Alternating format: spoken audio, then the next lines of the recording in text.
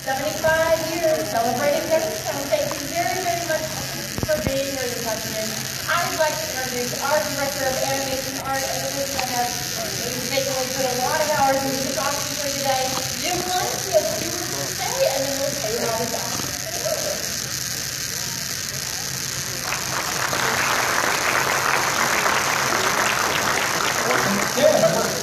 Hey, how you doing, everybody?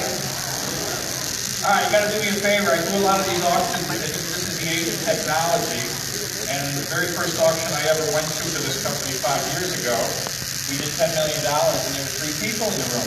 And, you know, the product was 90, so I'm used to, like, being afraid to touch my nose, you know, something's going to happen. So, do me a favor. I want to take a picture. You know, I don't know anything about technology, but this is going to make my children really happy. I'm going to take a selfie of you all holding out your bibber paddles for me. Hold on, this is a brand new phone. So hold up those bibber paddles for me, and everybody say, Ghost Town. Ghost Town. Okay, thank you very much. My name is Jim Lentz. I do all the animation art for Heritage Auctions, and I have just a really quick little story to tell you why we are all here today. 2 years ago in February, I was visiting friends of mine in Burbank, California, and there was a little boy on his computer, and I said, Dominic, what are you doing there? He says, I'm trying to figure out what I'm going to do for my birthday. I'm going to be 10. Double digits, Mr. Lentz. I said, what are your options? He said, Magic Mountain or some Disney company. Something Disney he was talking about. And I said to him, well, why don't you go to Knott's Berry Farm, America's first theme park? And he said to me, I don't know what Knott's Berry Farm is. I said, well, it's in the newspaper today. They're going to fix up that log ride, and as a dad of 4, I know how to duck, and you'll get wet, and I'll laugh at you when we get off. And as a typical 9 going on 10-year-old said, hey, what's the height restriction? I said, well, you'll have to look that up.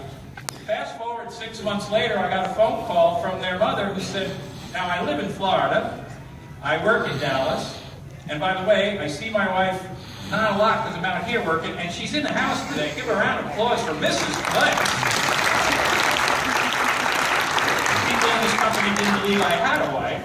But anyway, I got a phone call 6 months later. Where are you? Are you in Florida? Are you in Dallas? I said, I'm with my good friend Dave, who happens to be here on the aisle. I said, in Laguna Beach. They said, well, there's a soon-to-be 10-year-old that thinks you're taking him tomorrow to Knott's Berry Farm. I put my hand on the phone and I said to my friend, I think we got to go to Knott's Berry Farm. And he said, well, I got a season pass, don't you? So off we went to Knott's Berry Farm.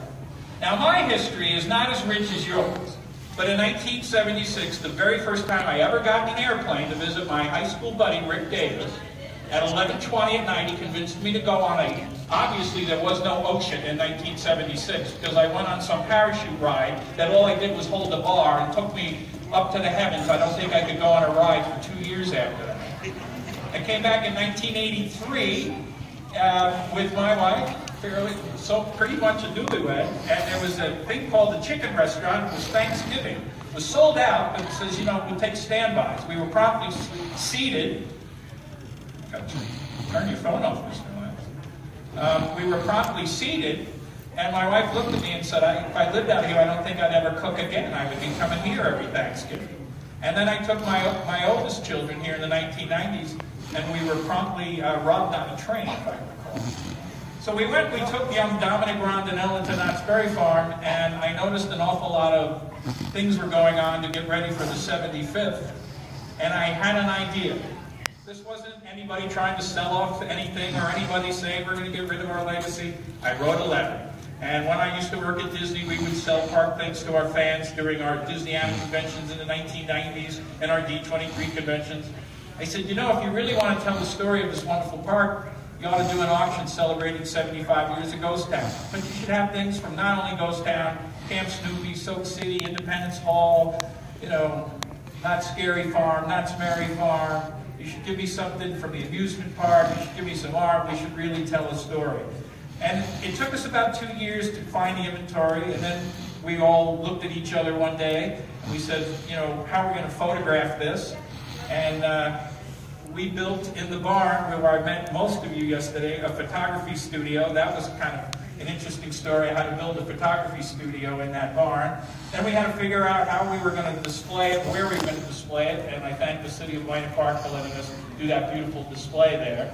So It's been a two-year project for this love affair, and I have to tell you that I have never worked with a better group of employees. The guys at the stables, the guys in landscaping, Jeff Shattuck, Marta Armstrong, so many people just couldn't do enough to make this a really, really special event. So you warmed my heart by all coming. I loved hearing all your stories at Ghost Town the last 2 days. So sit back, just remember Ghost Town rocks, and have a lot of fun today. Give yourselves all a big round of applause. Have fun.